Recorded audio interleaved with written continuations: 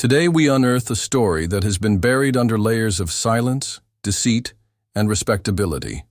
A story of how evil hid in plain sight for over 2 decades in the quiet hills of rural Virginia. What begins as the tale of a modest farming family will soon descend into a darkness so deep it would stain history forever.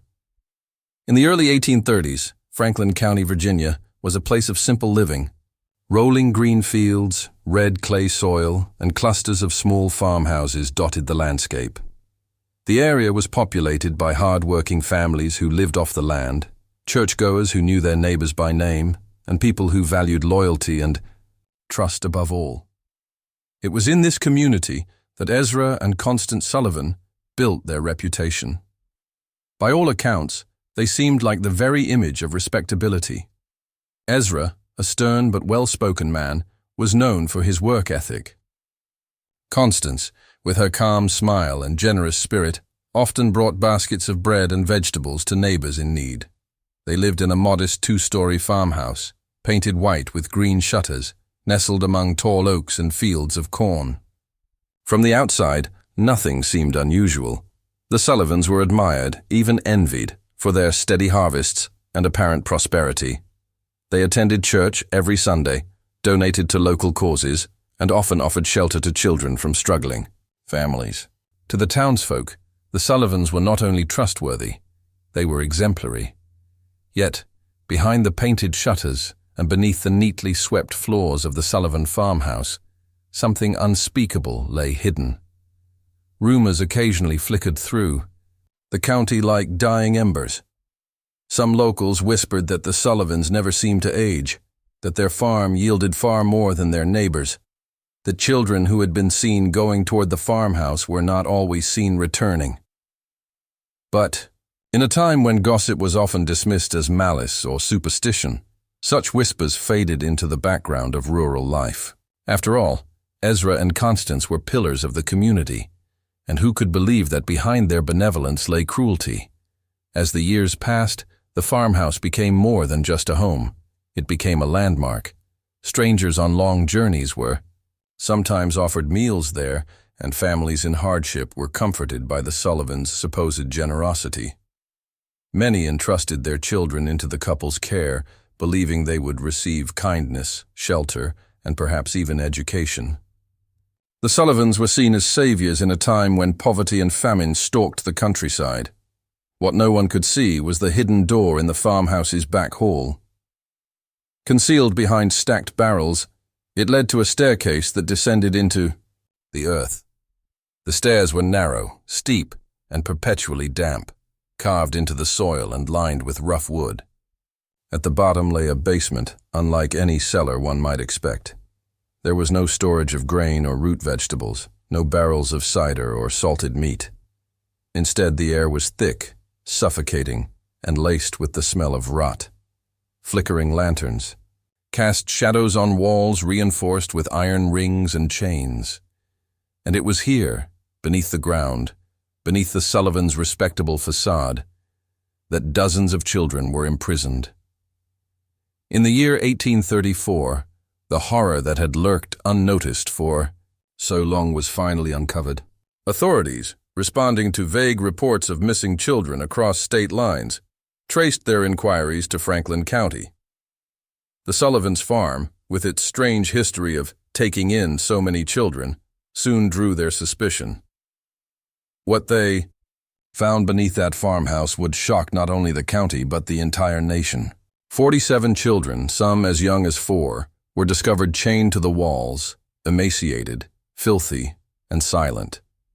Some could no longer speak, their voices lost to years of neglect. Others stared blankly, unable to comprehend rescue after knowing nothing but darkness. The discovery sent ripples of horror through Virginia. How had such atrocities remained concealed for so long? How had a respected family maintained a facade so flawless that no one had dared question them? The townsfolk who had once praised Ezra and Constance now looked upon the farmhouse with dread, as if the land itself had betrayed them. The basement was carefully documented by investigators of the time. Iron shackles, worn smooth by struggling, wrists hung from the walls. Wooden bowls, cracked and gnawed, were scattered across the dirt floor. A foul stench clung to the air, evidence of years of suffering confined to a single hidden room. The children, weakened and skeletal, were unable to tell their stories. Whatever voices they once had were stolen by the years of captivity, hunger, and terror. But what purpose did this serve? Why had Ezra and Constance collected children only to confine them in darkness? Some whispered it was a cruel enterprise, a secret network that trafficked children across state lines, using them as labor for shadowed industries. Others believed it was something darker, that the couple harbored twisted obsessions and desires that words could not capture. Whatever the truth, the Sullivan farmhouse became a place where every creak of the wood and every flicker of light hinted at nightmares unseen. The arrest of Ezra and Constance Sullivan did not bring closure. Instead, it opened the door to an even deeper labyrinth of questions. Records began to surface suggesting that the Sullivans were not acting alone, that their farmhouse was but one node in a sprawling operation stretching across multiple states. Strange documents, coded letters, and unexplained wealth hinted at a network far larger than anyone dared imagine. As authorities dug deeper, they realized the Sullivan case was not merely a local crime, but part of something that would challenge the very foundation of American law. And while Ezra and Constance sat behind bars awaiting judgment, rumors swirled that others were still out there, continuing the same sinister trade under the guise of benevolence. The farmhouse was boarded up, its windows nailed shut, its doors locked. Yet locals swore that at night, faint cries could still be heard from beneath the ground, echoes of the children who had suffered there. The land grew over with weeds, but no family ever dared move in.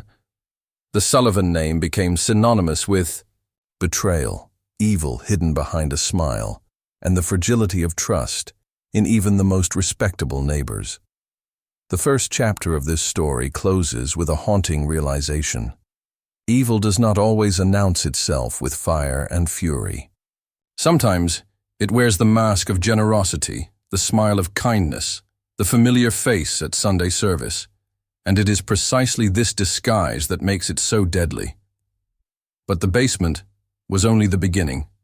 The Sullivans' arrest opened a trail of evidence that would lead investigators across state lines, unearthing secrets buried not just in Virginia soil, but in the very fabric of early America.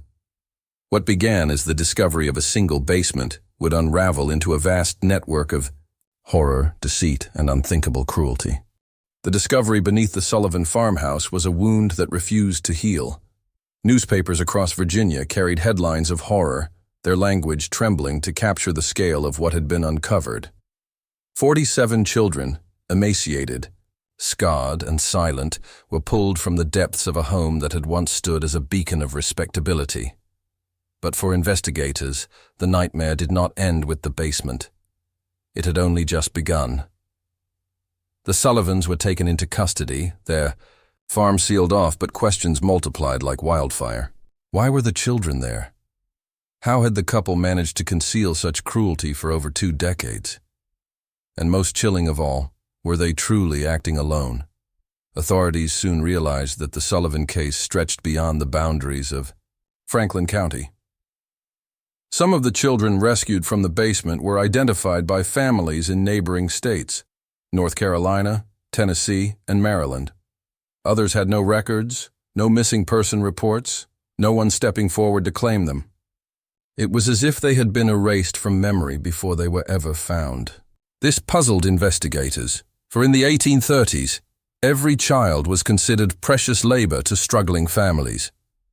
How could dozens vanish without setting entire communities ablaze with suspicion? The trail of secrets began with Ezra Sullivan's ledgers. Hidden in a locked desk in his study, investigators uncovered meticulously kept records. At first glance, they seemed ordinary. Lists of supplies, crop yields, expenses for farm equipment. But buried within these pages were coded entries, numbers, and initials that did not correspond to any known goods. Through weeks of painstaking effort, investigators cracked the cipher, revealing what appeared to be inventories of human lives. Initials marked alongside ages, brief notes like delivered, moved, or gone. The ledger suggested a far-reaching network where children were moved across state lines with the efficiency of traded goods. But for what purpose? Some feared the worst, that the children were being sold into labor camps or darker enterprises that thrived in the shadows of a rapidly expanding nation. Others speculated that powerful individuals were involved, hiding behind wealth and status, using the Sullivans as pawns to carry out the dirtiest work. One entry in particular chilled investigators. Shipment, October 1832, 12, delivered east. Where was east, and who had received them? No answers came, only more questions. Meanwhile, the rescued children presented another mystery. Many were unable to speak, either through trauma or because they had been too young when first imprisoned to learn language properly. A handful whispered fragments of names, half-remembered places, but most could not recall life before the basement. Their silence became a haunting testimony of years stolen, entire identities erased. Doctors and clergy struggled to care for them, but the scars were more than physical. Some refused food, recoiling at the sight of bowls, as if the objects themselves carried memories of neglect. Others stared endlessly at corners of rooms, afraid of shadows no one else could see. For Franklin County, the scandal was unbearable. Neighbors who had once praised the Sullivans were now consumed with guilt. How had they not seen the signs? How had Sunday school children played alongside those who would later vanish, with no questions raised? The truth was stark. Ezra and Constance had hidden their cruelty behind respectability so perfectly that no one dared suspect them. Trust had blinded an entire community. As word spread, pressure mounted on state authorities to uncover the full extent of the conspiracy. Was the Sullivan farmhouse an isolated atrocity, or part of a sprawling web that stretched across the young nation? Investigators fanned out, following threads from the ledgers, questioning travelers, tracking rumors of orphaned children who disappeared without a trace. Each lead hinted at something larger, yet no definitive proof emerged. The deeper they dug, the more elusive the truth became. In November of 1834, a shocking discovery deepened the horror. 50 miles east of the Sullivan farm, in a decaying barn near Lynchburg, investigators stumbled upon evidence eerily similar to Franklin County. Shackles bolted to wooden beams, rotting straw stained with blood, a ledger, half-burned, containing names and numbers. Though no children were found alive at the site, remnants of clothing and scattered toys suggested that it had once housed captives. The connection was undeniable. The Sullivans were not alone. Yet even as the evidence mounted, powerful forces worked to suppress the investigation. Local officials warned investigators to tread carefully, hinting that influential figures might be implicated. Some files mysteriously disappeared from county records.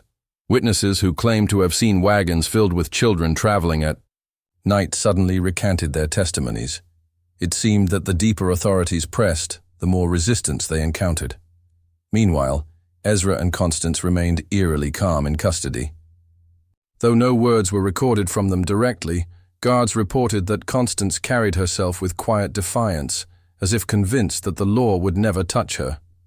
Ezra, cold and silent, refused food for days at a time, his eyes fixed on walls as though memorizing something beyond the visible world. They betrayed no fear, no remorse, as though their arrest was but an inconvenience, a temporary disruption in a much larger enterprise. By the winter of 1835, the Sullivan trial had become a national spectacle. Newspapers from New York to New Orleans carried sensational accounts of the Children in Chains case. Preachers thundered from pulpits about sin and corruption, warning their congregations that evil could dwell among the righteous. Parents clutched their children tightly, fearful of strangers. Yet, amid the outrage, another question emerged. How many others were still hidden in the shadows, waiting to be discovered? The farmhouse itself stood as a silent monument to horror. Even boarded and abandoned, it drew the curious and the fearful alike. Locals spoke of hearing faint cries when the wind swept through the fields at night. Some claimed to see candlelight flicker through its broken windows. The land became cursed in the eyes of the community, a place where the soil itself seemed unwilling to yield crops, as though poisoned by the suffering it had witnessed. And so, the Sullivan case expanded from a local tragedy into a national reckoning. It forced Americans to confront uncomfortable truths about trust, power, and the ease with which evil could thrive when cloaked in virtue. Yet the most chilling realization was this: the farmhouse had been only one doorway into a vast labyrinth of darkness. The ledgers hinted at more farms, more barns, more hidden basements scattered across the young nation. The Sullivans had been caught, but who else still operated in silence? As the trial drew near, and the evidence against Ezra and Constance mounted, whispers began of figures far more powerful than a farming couple in Virginia. Names, never printed in newspapers but whispered in private, suggested that men of influence, judges, businessmen, perhaps even lawmakers, had profited from this network. But if true, it meant the Sullivan case was not a conclusion. It was the opening of a door into something far greater and far more terrifying. The winter wind carried with it the sound of chains long removed, voices long silenced. And the community of Franklin County could only wonder what horrors still lay buried in the forgotten corners of America. The farmhouse was closed, but the shadows had spread. By the spring of 1835, the Sullivan farmhouse had become a hollowed-out shell of its former self, a ruin already shrouded in legend. The boarded windows rattled against the wind, and weeds twisted through the foundation stones. Yet, as the house decayed, the investigation born from its horrors spread like wildfire, burning into places far beyond Franklin County. The trial of Ezra and Constance Sullivan loomed on the horizon, but investigators already knew that their guilt was only the surface of something far larger. The ledgers recovered from the farmhouse and from the Lynchburg barn suggested a sprawling network, an enterprise of shadows stretching across multiple states. Where there was one basement, there were likely more. Where one family had concealed unimaginable cruelty, others could be doing the same under the guise of charity and respectability. The first major lead came from Maryland. A small orphanage outside of Hagerstown had long been praised for its benevolence, known for taking in destitute children and offering them food, shelter, and discipline. But when state inspectors arrived in early 1835, spurred on by whispers tied to the Sullivan case, they found the building strangely empty. The dormitories, meant to house dozens, were nearly vacant. Only 6 children remained, their eyes sunken, their bodies frail. When questioned, the children spoke haltingly of being taken on trips, in wagons at night, to places they could not describe, never to see their companions again. The orphanage's headmaster vanished before he could be apprehended, leaving behind records eerily similar to Ezra's coded ledgers. This discovery sent investigators into a panic. The Sullivan case was not unique. It was part of a hidden trade in children, one that operated in silence beneath the everyday life of America's small towns and growing cities. The deeper authorities probed, the more disturbing the picture became. Testimonies emerged from tavern owners who recalled wagon convoys traveling strange routes under cover of night. Farmers reported hearing cries from the woods, only to find no trace come morning. Even riverboat captains whispered of passengers, children, transported down the James River under armed guard, their names never recorded, their destinations unknown. The realization spread like a plague. The Sullivans were not the architects of this horror, merely caretakers of one small portion. Behind them stood others, wealthy, faceless figures who remained untouched, protected by influence and power. For every Sullivan farmhouse uncovered, there were more sites still hidden, more children trapped in chains. The public demanded answers, but answers were slow and incomplete. Officials found themselves tangled in resistance. County courthouses reported break-ins where files tied to the Sullivan case were stolen or burned. Witnesses disappeared on the eve of testimony. Even federal authorities seemed hesitant to press too hard, as though invisible hands pulled the strings of silence from above. Yet some evidence could not be erased. Survivors of the Sullivan basement, slowly recovering, began to reveal fragments of memory. One boy, barely 9 years old, recalled being herded with others into a wagon bound for the farmhouse. He remembered a man who was not Ezra, who carried a gold watch and spoke with the authority of someone used to command. Another child described being told she was being prepared for a journey far to the south. Though their words were broken and scattered, they pointed toward the chilling truth. Ezra and Constance were not masterminds, they were middlemen. The idea that powerful figures could orchestrate such crimes under the veil of philanthropy shook the nation. What if the very men who built orphanages, funded churches, and sat in courts of law were complicit?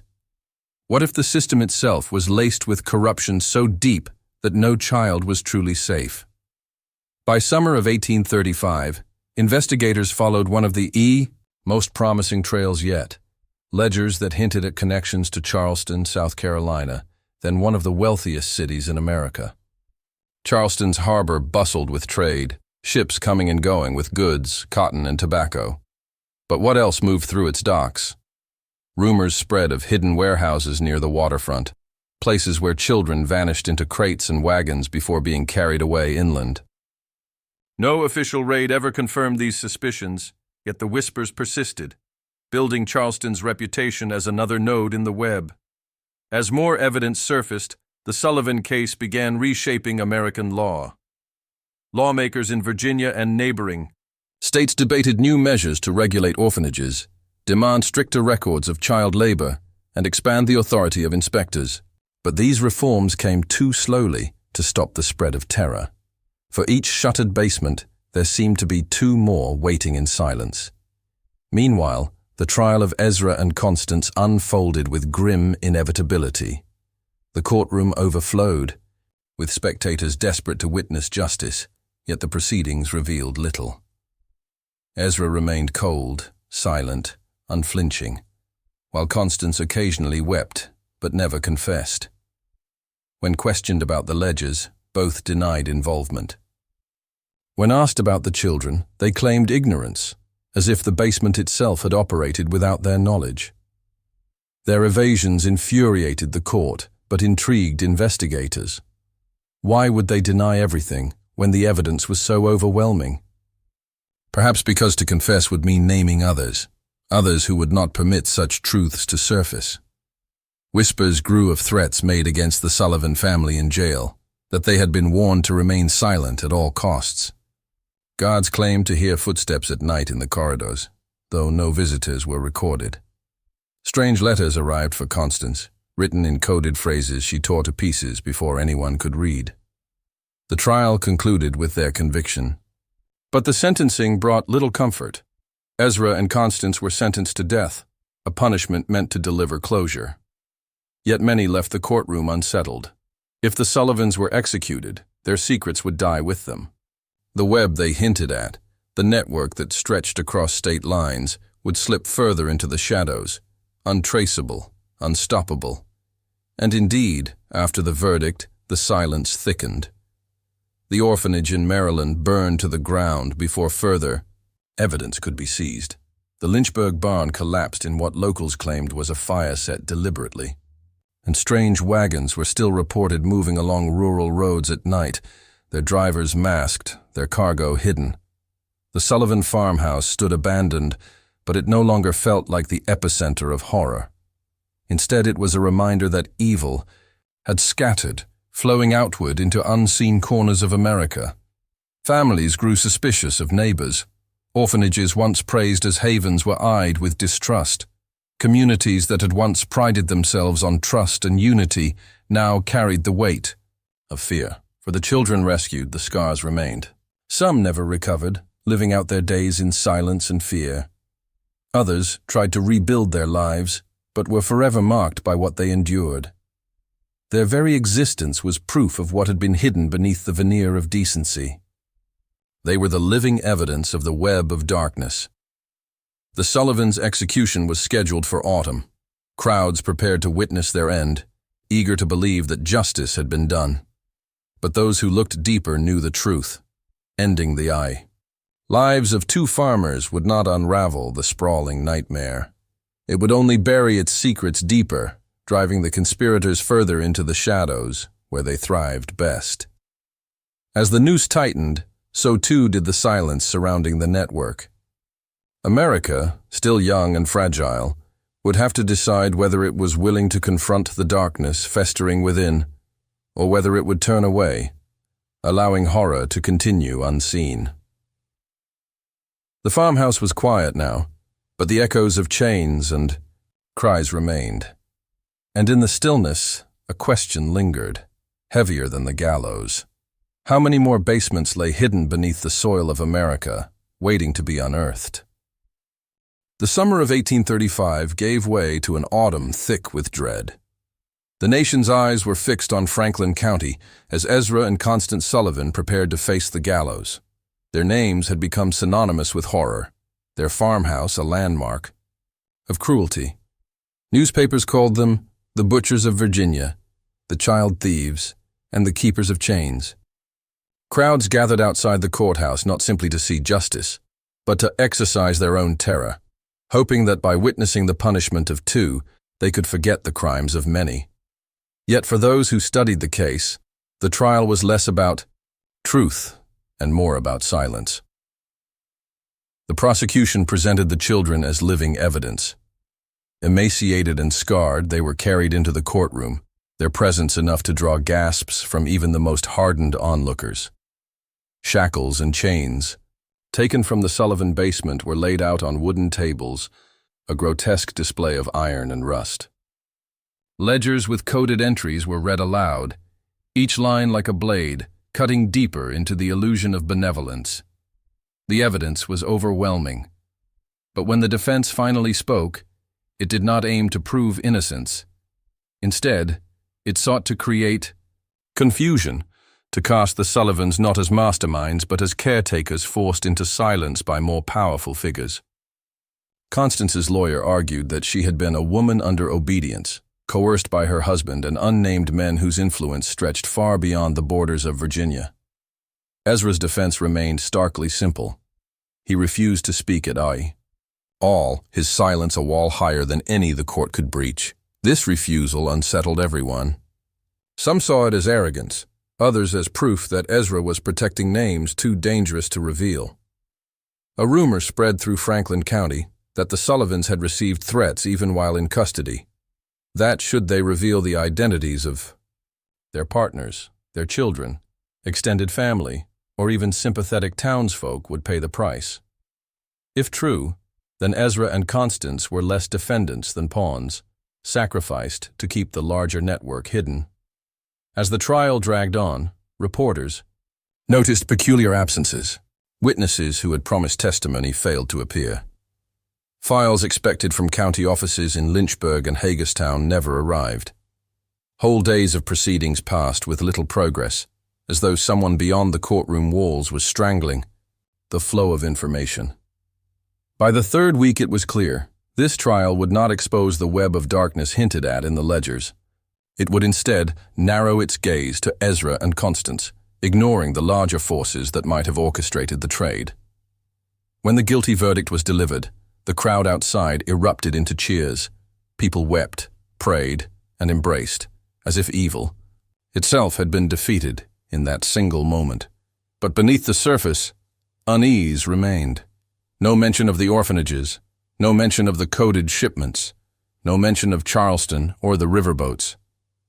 The court had chosen not to pursue the wider truth. Justice, it seemed, had been reduced to a spectacle, one designed to soothe the public rather than confront the shadow. Execution day was set for October 12, 1835. Hundreds poured into Franklin County, some traveling days on horseback, others by wagon, all desperate to witness what was promised as a cleansing act.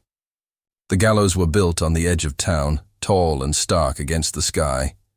Vendors sold food and pamphlets, turning the event into a carnival of vengeance. Children sat on their fathers' shoulders, wives clutched handkerchiefs to their lips, and men drank heavily in anticipation of the moment. At noon, the condemned were brought forth. Ezra walked with rigid posture, his eyes fixed forward, his face unreadable. Constance wept, but never collapsed, her composure wavering only when the crowd hurled insults. Neither spoke a word of confession, neither begged for mercy. The ropes were fastened, prayers muttered, silence fell.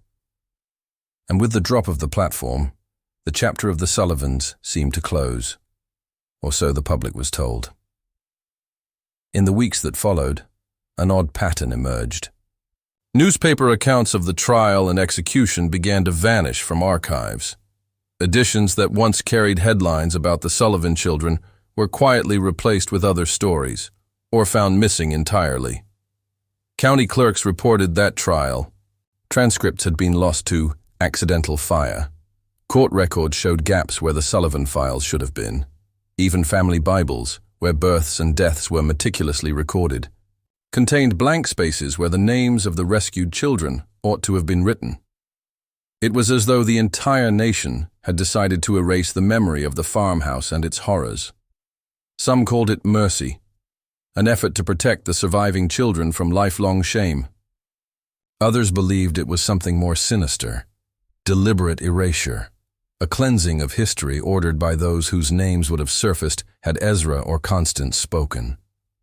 To silence the records was to silence the questions, to bury the evidence that the Sullivans had merely been links in a longer chain. By 1836, the Sullivan farmhouse itself had been stripped of its materials. Locals scavenged wood, beams, and bricks until only the foundation stones remained. The basement, once a chamber of suffering, was filled with soil and rock, sealed as if the earth itself wished to forget. Over time, a thicket of trees grew over. The site and the land passed quietly into private hands. Maps ceased to mark it. Visitors were discouraged. Within a generation, the farmhouse was no more than a whispered story told to frighten children. But some could not forget. The surviving children, scattered among foster families and institutions, carried their scars into adulthood. A few wrote letters years later, desperate to be heard, describing nights when the sound of clinking chains woke them in terror. Others drifted into obscurity, their names lost, their lives never fully reclaimed. And yet their very existence was proof that the erasure was incomplete. The silence of records could not erase the silence of survivors. The Sullivans were gone, but the questions remained. Who else was complicit? How far had the network stretched? Why did so many in positions of power seem invested in forgetting rather than uncovering? The answers would never be fully known. The erasure was too thorough, the silence too deliberate. But in the hidden corners of America, whispers persisted, of orphanages still operating without oversight, of wagons traveling roads by night, of barns and basements where children were held in darkness. The execution had not ended the trade. It had only removed two faces, while countless others remained hidden in the shadows. And so, the Sullivan story became a paradox. Remembered in whispers, forgotten in records, erased by design, but immortalized in fear. It was less a closed case than a reminder of how fragile truth could be when power chose silence. In the end, Franklin County returned to quiet, its fields green, its churches full. Families grew, farms prospered, and the nation moved forward. But beneath the surface, beneath the soil that covered the Sullivan basement, beneath the silence of burned archives and missing files, the shadows endured. The Sullivans had been executed, but the web they served had merely withdrawn deeper underground, waiting for its next moment to surface. The trial was not justice, it was burial, and history, it seemed, was content to let the grave remain closed. The gallows had fallen silent. The Sullivans were gone, their bodies lowered into unmarked graves on the outskirts of Franklin County. The crowd that had once gathered in feverish anticipation dispersed, believing the nightmare had ended. Yet, as seasons passed and years drifted by, The story of the Sullivan farmhouse refused to die. It lingered like smoke in the rafters of memory, unseen but impossible to banish. For the community, forgetting was easier than remembering. Farmers plowed their fields, merchants opened their shops, and the church bells rang on Sundays as though nothing had ever disrupted the rhythm of life. But beneath the outward calm, unease coiled in silence. Parents became more watchful, keeping children closer to home. Strangers were no longer welcomed with the same hospitality. And every time a child wandered too far into the woods, neighbors remembered the farmhouse, the basement, and the cries that no amount of earth could fully bury. The land itself seemed unwilling to rest. The Sullivan farmhouse, dismantled piece by piece, left behind only its foundation and the earth-filled basement. Locals claimed that no matter how often the soil was turned, crops refused to grow over the site. Trees that sprouted there twisted, unnaturally their branches clawing at the sky as if reaching for escape. Some who dared to cross the property at night reported hearing faint metallic clinks, like chains dragged slowly across stone. Others swore they saw dim candlelight flickering beneath the ground, long after the basement had been sealed. By the 1840s, the story of the farmhouse had passed into local folklore. Children dared each other to venture near the thicket that now covered the ruins, whispering about the voices that supposedly echoed in the dark. Travelers passing through Franklin County were warned not to camp near the land, told that those who slept there woke with scratches on their arms or the feeling of small, cold hands tugging at their clothes. The farmhouse was gone, but its memory had become a haunting of its own. For the survivors of the basement, the legacy was far more personal. Scattered across Virginia and beyond, many struggled to live normal lives. Some never fully learned to speak, their years in silence leaving permanent scars on their minds. Others grew into adulthood, but carried with them an emptiness that no home or family could fill. Records show that a handful attempted to write of their experiences later in life. One survivor, placed with a family in North Carolina, described in a private letter the recurring nightmares that plagued him. The sensation of chains around his wrists, the taste of rotting food, the sound of other children weeping in the dark. Another survivor, taken in by a minister in Maryland, grew into a quiet but unstable adult who often wandered away from home, disappearing for days at a time. When he returned, he claimed he had been searching for the others, as though convinced that some children had never been freed. The most chilling testimony came from a woman who, as a child, had been rescued from the basement at age 6.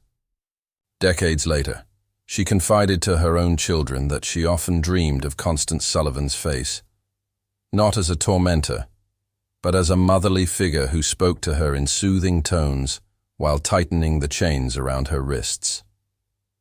The blurred line between care and cruelty haunted her until her death. The Sullivans' execution had not freed these children from their memories. It had only made their captors martyrs to silence. Meanwhile, the wider mystery remained unresolved. Though the farmhouse was destroyed and the trial buried, whispers of the network persisted. Stories circulated of barns in Tennessee where children were hidden, of an abandoned church in Delaware where iron shackles were found, of riverboats suspected of carrying human cargo down the Mississippi. Each story mirrored the Sullivan case, yet none were pursued with the same fervor. Authorities dismissed them as rumors, unwilling or perhaps unable to reopen wounds the nation had already chosen to forget. But the folklore that grew around the Sullivan name refused to let the story die. In Franklin County, parents invoked the farmhouse as a cautionary tale, warning children not to stray too far. Stay close, or the Sullivans will take you. As years passed, the story warped, shaped by retellings into a blend of fact and legend. Some claimed the Sullivans still roamed the county at night, searching for new victims. Others swore the spirits of the chained children haunted the hills, their cries carried on the wind. The farmhouse became both a memory and a myth, a real horror blurred into ghost story. And in that blurring, the true scale of the darkness The SAI network, the vanished children, the erased records, slipped further into shadow. By the late 19th century, historians who attempted to revisit the case found themselves frustrated. County records yielded little. The transcripts were missing, newspapers had been scrubbed, and official accounts spoke only vaguely of a criminal case resolved. What scraps remained came from private diaries, forgotten letters, and oral traditions passed down through families. The deliberate erasure had been effective.